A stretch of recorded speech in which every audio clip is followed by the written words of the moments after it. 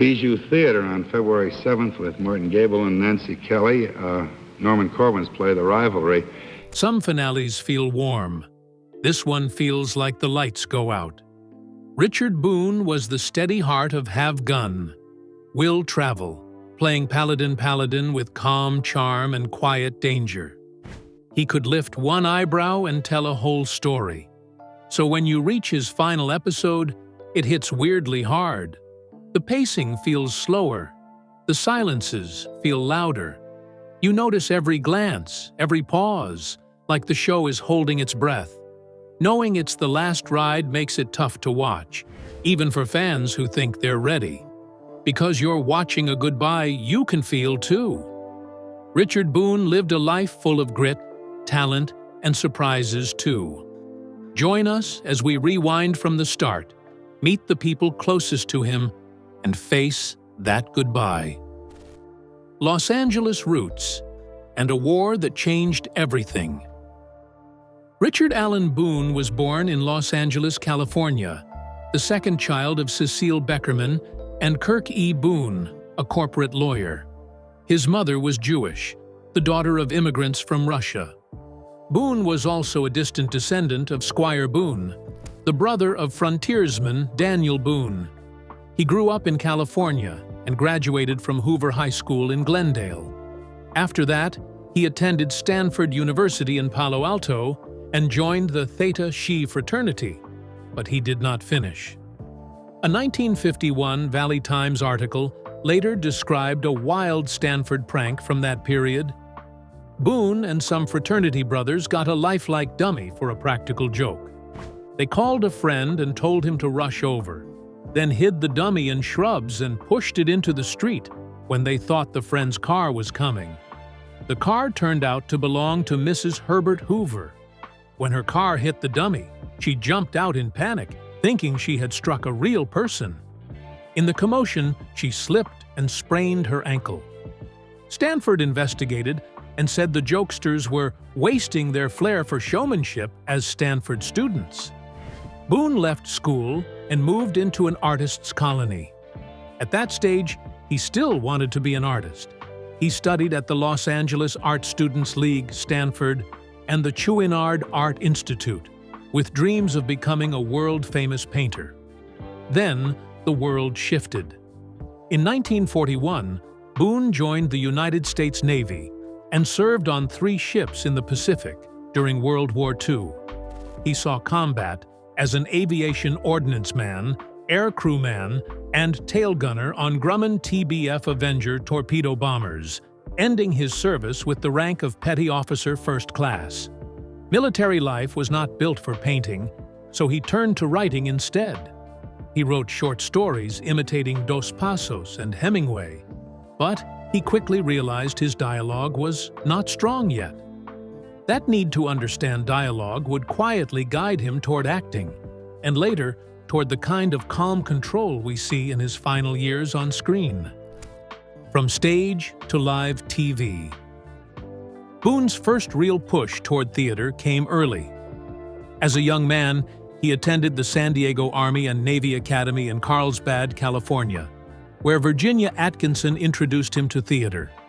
After the war, he used the GI Bill to study acting in New York. He trained at the Actors Studio and also worked at the neighborhood playhouse, hoping to see how professional actors handled dialogue and made it sound natural. While learning the ropes, he studied under Martha Graham and Sanford Meisner. Once he discovered he had real ability, he shifted gears and decided to pursue acting full-time. Television pulled him in fast, too. Starting in 1949, he worked on anthology shows such as Actors Studio and Suspense, and also appeared on Climax and General Electric Theater. He tried a more regular setup with The Front Page, a live 30-minute CBS show based on the play by Ben Hecht and Charles MacArthur, which ran from 1949 to 1950. Boone later explained why those early television years felt so intense. In a later Times Advocate interview, he said, "In the early years, from 1947 to 1950, actors, directors, and cameramen were all learning together, pioneering the new medium. The acting was extraordinary because of its immediacy. The cameras were choreographed with split-second timing because there were no retakes. We were going out on the air live. It was enormously exciting. He also shared a detail that shows how real the grind was. I did 2 live shows in New York right after World War II. I was paid $15 a show and was tickled to get the money. At the same time, Boone was proving himself on stage. He debuted on Broadway in 1947 in Medea with Judith Anderson and John Gielgud, and it ran for 214 performances. He followed with Macbeth in 1948 and returned to Broadway in The Man in 1950, directed by Martin Ritt and featuring Dorothy Gish, which ran 92 performances. By now, he was building discipline through live TV and Broadway pressure, and that kind of discipline would later make his final episode feel heavy, because you can sense the craft behind even the quiet moments. The Fox years take off. A screen test moment became Boone's break. Elia Kazan used Boone to feed lines to an actress during a film test for director Louis Milestone. Milestone was not impressed with the actress, but he was impressed with Boone's voice and called him to Hollywood. Boone landed a 7-year contract with 20th Century Fox. His film debut came in Milestone's The Halls of Montezuma, 1951, where he played a Marine officer. Fox kept him busy, often in military roles, with Call Me Mister, 1951, and The Desert Fox, The Story of Rommel, 1951. Then the pace picked up. In 1952, he appeared in Red Skies of Montana, Return of the Texan, Kangaroo, and Way of a Gaucho, and his role in Kangaroo was greatly expanded from what it was in the original script. In 1953, he continued with strong parts in Man on a Tightrope, Vicky, City of Bad Men, and Beneath the 12-Mile Reef. He also played Pontius Pilate in The Robe, the first CinemaScope film.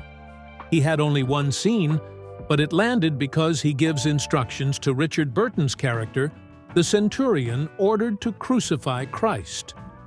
Boone then made 2 films for Panoramic that were distributed through Fox, The Siege at Red River, 1954, and The Raid, 1954. After that, he did something bold and left the studio, breaking his contract. Another key relationship also formed during this period.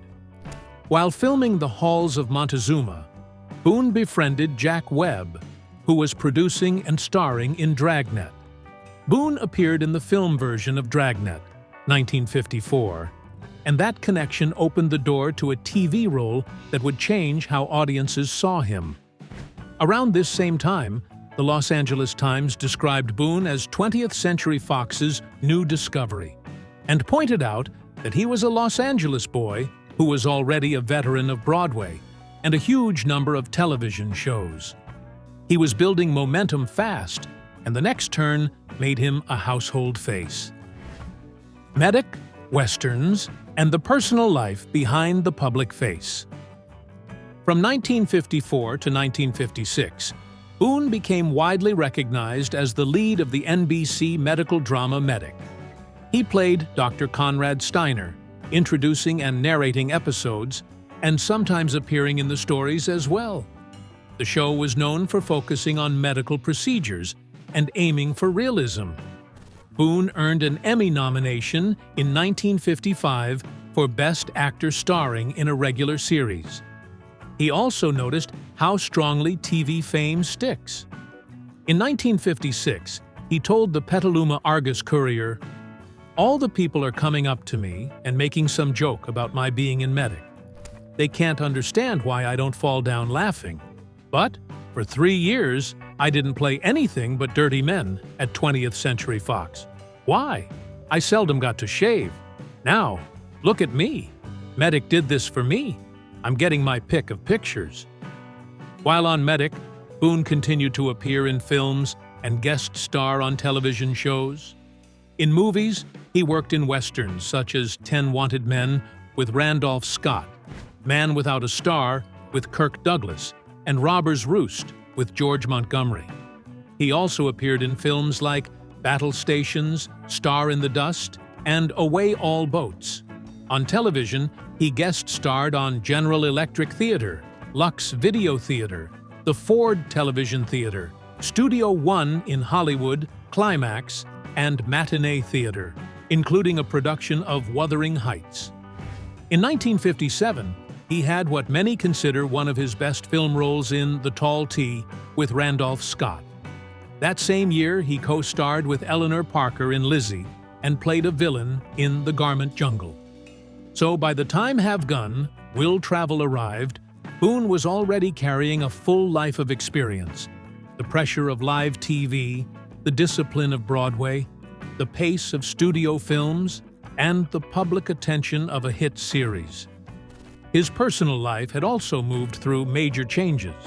Boone was married 3 times, to Jane Hopper from 1937 to 1940, to Mimi Kelly from 1949 to 1950, and to Claire McAloon, whom he married in 1951. All of that history matters, because when you eventually reach his final episode on Have Gun, Will Travel, you are not just watching the end of a character. You are watching the end of a long road that Boone earned step by step. And the next chapter is where that goodbye starts to feel hard to sit through. The role that turned him into a national star. Richard Boone's next big leap came with Have Gun, Will Travel, the series that turned him into a true national star. He played Paladin, an intelligent and sophisticated man, but also tough enough to survive the late 19th century West. What made this story even more interesting is that the show was first offered to Randolph Scott. Scott turned it down and handed the script to Boone while they were working together on 10 Wanted Men. That small moment changed everything. Once the show hit, it did not just become another Western. It became one of the biggest shows on TV, running from 1957 to 1963. And the television version was ranked number 3 or number 4 in the Nielsen ratings every year for its first 4 seasons. Boone's work got noticed right away.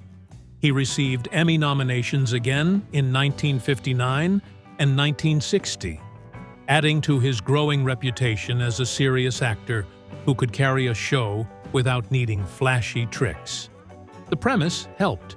Paladin was a gentleman investigator and gunfighter for hire, a mercenary who traveled through the Old West solving other people's problems.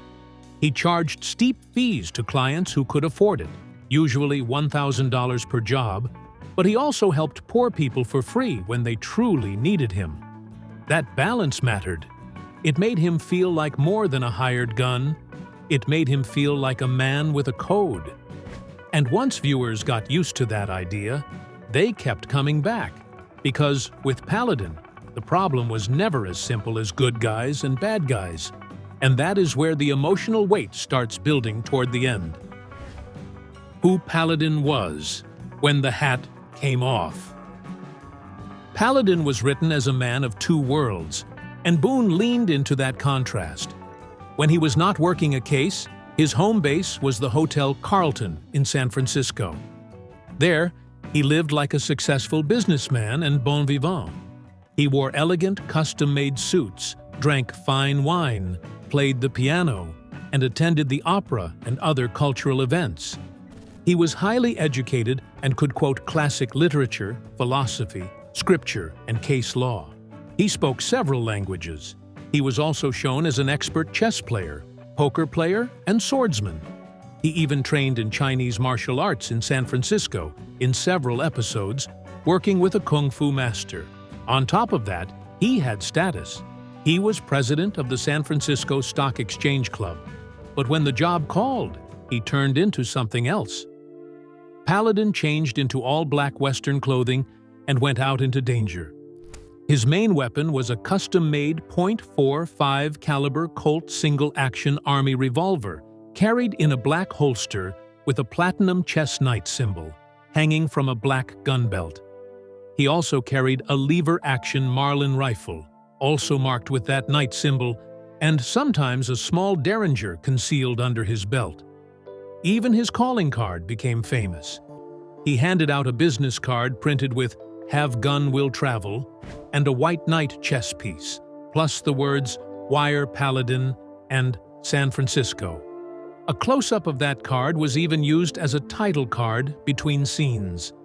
The show also gave time clues that made the world feel real. It was set in a period after the Civil War, and one episode even gives a specific date of July 3, 1879. 2 season 5 episodes place the story in 1875. Paladin's own background was painted as deep, too. Under a real name never revealed in the series, he was described as a dueling champion, a West Point graduate, and a Civil War veteran who served as a Union cavalry officer. In one episode, he suggests he comes from Boston, saying, "In my youth, I was the best-dressed bouncer in Scala Square." That kind of detail made him feel like a full person, not a TV cutout. And that is why, when the show heads toward its final stretch, it does not feel like a simple ending. It feels like you are watching the closing pages of a man's whole life. Boone's voice on why Paladin worked so well. Boone did not treat Paladin like a one-note hero, and he said that clearly in his own words. Early on, some viewers did not understand why he would leave Medic for a Western. One letter even came into the Ventura County Star-Free Press asking why he would do that. Boone's answer was blunt and honest. "I prefer doing a show that's on the air. I changed characters for the simple economic fact that actors have to eat too." But he also made it clear he was not disrespecting Medic. He said he was grateful to it for making him known, and he believed it contributed something important to television. Then he explained why this new Western felt like a bigger opportunity for him. A year into playing Paladin, Boone wrote a 1958 piece for the Wellsville Daily Reporter and described the strange moment when TV people first saw him as the Man in Black. He recalled that CBS and advertising executives were watching the pilot in a screening room on Madison Avenue, and in the darkness someone said, "Say, that damn doctor can really ride a horse." Boone explained that Observer only knew him as Dr. Steiner before that, and this was their first time seeing him as Paladin. He also spoke about what the role gave him as an actor. He said an actor is always looking for a change of pace, and the meatier the role, the better the actor's feast. Then he added something that matters for how the show feels when you watch it closely. After being Paladin for over a year, he felt right at home with him, and "I've never had so much fun." He said something similar in 1957 to the Petaluma Argus-Courier, describing how it felt to step into Paladin's look. "When I put on this outfit, I feel sensational." He talked about the class and elegance of that world and how Paladin had a sense of humor and loved quoting things. Then he nailed what the creators were aiming for. He said Paladin was a pro who did not empty his gun to hit someone. One bullet did the job, and he explained they deliberately wanted an elegantly deadly character, as different as possible from other Westerns. Boone also talked about how Paladin changed over time, and he pointed to his own contribution. In 1959, he explained that the original script was written by Herb Meadows and Sam Rolfe, but the character became different, partly because of him. He said he helped add humor, lessen Paladin's focus on money, and deepen his outlook on life, even adding tender scenes without weakening the idea of a courageous man. He also said that on problem scripts, he asked to take a look and try to make something work, because he understood the show and the character. And even though he once thought of writing, he admitted, "I once thought of writing, but actually have no talent or ability for it." He could hear a line and tell if it was good, but he did not have the patience for writing. Acting gave him more gratification. He also said directing was more creative than acting in terms of the camera, and he had directed 3 episodes of the show. That detail matters because it shows he was not just acting in Have Gun, he was shaping it. And that makes the final goodbye feel even more personal. Keeping Paladin alive. Variety, directing, and drive. One big challenge with a long-running series is the danger of boredom, and Boone actually spoke about that too. He had done so much variety in films, Broadway, and live TV that being the same character for episode after episode would have felt like a trap. The idea was summed up in a sharp line. As Paladin, the most menacing foe might have been lethargy. Boone himself warned that, in time, general ennui is bound to set in. So he looked for ways to stay sharp. In 1959, during the show's run, he returned to Broadway and starred as Abraham Lincoln in The Rivalry, and the production ran for 81 performances. That stage work mattered to him because it pulled him away from the Paladin routine. In 1960, he spoke to the San Francisco Examiner and explained that Broadway was a welcome break from his regular schedule. He admitted he had not been on Broadway in 9 years and had built up fears about what he could do, but the run got rid of those fears. Then he said, "Now I'm hungry for more." He also kept himself challenged by directing episodes of Have Gun, a job that the show needed help with because their main director, Andy McLaglen, could not do every episode. Boone explained that they also used directors like Ida Lupino and Buzz Kulik, but they could not always get them. So the show needed a dependable stopgap. And Boone said that since he was chained to the mast, he became that stopgap. It is a vivid image because it shows the pressure of long TV seasons. And even while the series was running, Boone kept moving in other directions too. He starred in the film I Bury the Living in 1958. He appeared in Playhouse 90 and the United States Steel Hour, and he did the TV movie The Right Man in 1960. He even had a cameo as Sam Houston in The Alamo, which was shot in 1959 and released later. He took a starring role in A Thunder of Drums in 1961, and he narrated a TV version of John Brown's Body. He also had a lighter public side. He was a guest panelist and even a mystery guest on What's My Line, where he talked with host John Charles Daly about their earlier days working together on the front page. All of this shows one thing clearly. Boone did not want to sleepwalk through success. He wanted to keep it alive. And that fight to keep the work fresh is part of what makes his final episode later feel so heavy, because you can sense how much he cared about not letting the show fade into lazy habits. The Richard Boone Show and Leaving the System. Even while Have Gun, Will Travel was still running, Boone was already thinking about what came next, and he was honest about not wanting to repeat himself. In 1959, he was asked if he would want another Western after this one ended, and his answer was simple. Why should I repeat myself? He said there were new horizons in literature and other creative fields, and he did not want to be president of CBS. He even said he did not care what they offered him to play another Western. He did not want to be rich. He wanted integrity. He warned about the sweet anesthesia of success, saying, "It can make you forget why you became an actor."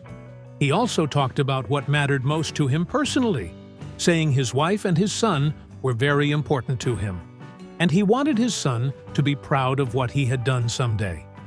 That mindset tied into how he approached Have Gun, because he said the team never subscribed to cliché excuses for bad programs.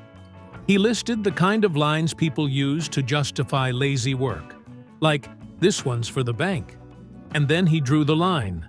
They tried to put out a top show every time. Around this period, Boone was also thinking carefully about the show's length. By the end of his 5-year contract, he wanted Have Gun to end because he wanted to avoid the law of diminishing returns. But the deal CBS offered was too big to ignore, so he came back for a 6th season. The price of that independence was serious. By selling his financial interest in reruns, he was paid $1.3 million by CBS, paid out over 20 years, and he gave up $400,000 in residuals. Boone admitted, "It's true, and I'm still in shock." And he kept telling himself, "It's the year of miracles." He also explained that spreading payments over time helped protect most of the money from taxes. By 1962, the next step was already in motion. Once Have Gun ended, Boone signed a deal with NBC for an anthology series called The Richard Boone Show. This was not a normal anthology. Boone gathered a repertory company of 15 actors who would take on different roles each week. He produced the show and appeared in all 25 episodes, sometimes in big roles and sometimes in small ones. In April 1963, he described his vision to the Brooklyn Daily Eagle. He said some people called it a laboratory, but he said it was more like a workshop. He explained the difference and promised there would be no pap and pablum productions. He said the usual TV process can be a strangulation of creativity, and he wanted something different. A place where the story and characters were worked over the way actors do in acting classes, so the final result would be a true television play where the play's the thing. The irony is that the show had real respect, including a Golden Globe win for Best Show in 1964, and Boone got his 4th Emmy nomination in 1964 as well. But it could not survive the ratings pressure, running opposite CBS's hit Petticoat Junction, and NBC canceled it after 1 season. Boone did not take it lightly, especially because he found out by reading about it in the Hollywood trade papers instead of being told directly. His reaction was harsh and clear. "I think the way they did it represents what they are," and he called it the most chicken, gutless way possible. He blamed the business side for squeezing creative people out, and he said he would hate to be the next man who comes up with a creative idea. 3 years later, he still felt the same, telling the Los Angeles Times, "It's harder and harder to do your best work in TV." After that, the move was not just professional, it became personal. After his weekly show ended, Boone and his family moved to Honolulu, Hawaii, a shift that tells you how tired he was of the Hollywood system. And with that move, you can feel the distance growing between Boone and the kind of TV machine that once made him famous, which sets a serious tone for thinking back on Paladin, and why the final episode can hit like more than a normal ending. Florida years, final roles, and the goodbye he chose. After moving to Florida, Richard Boone stayed busy, but in a quieter, more local way. When he was not acting in movies or on television, he worked with the annual local production of Cross and Sword in St. Augustine, and he kept doing that until shortly before his death. In the early 1970s, he also taught acting at Flagler College, and people still remembered how he showed up and ran the room. Tom Ronner, who founded the Flagler Theater program, said Boone taught during the 1973 academic year and ran class like a professional master class, not like an academic. Students were nervous at first, but Nick DeBonis recalled Boone was immediately approachable, though plain-spoken, and that he even showed up wearing a classic jumpsuit and sandals, which eased the tension. Boone pushed students hard, gave them roles that challenged them, and gave feedback that was frequently critical, but constructive, not demeaning. He also believed in the classics, saying that if you could not do them, You weren't really actors. Even then, he kept one foot in the bigger world. Around this time, Boone also wrote a newspaper column called It Seems to Me, and in 1974, he reflected on history and change, saying, "A lot happened between the turn of the century and World War I, and calling it a tough period." He appeared in films like The Great Niagara, 1974, Against a Crooked Sky, 1975, and supported John Wayne again in The Shootist, 1976. He worked on God's Gun, 1976, The Last Dinosaur, 1977, and voiced Smaug in the 1977 animated The Hobbit, then appeared in The Big Sleep, 1978, and later in Winter Kills and The Bushido Blade in 1979. In 1979, Israel's Prime Minister Yitzhak Rabin gave him an award for his contribution to Israeli cinema. Then his final chapter turned personal.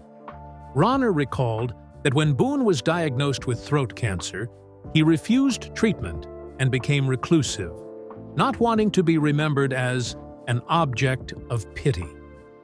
Boone died at home in St. Augustine on January 10, 1981, at age 63, and his ashes were scattered in the Pacific Ocean off Hawaii. A final image that quietly brings you back to why watching his last Paladin episode can feel so heavy. So now, we want to hear from you. Which Paladin moment has stayed with you the longest? And what do you think made it stick? And when you re-watch the episodes today, what small detail hits you first? A look, a line, a pause, or something else entirely? Share your thoughts in the comments below.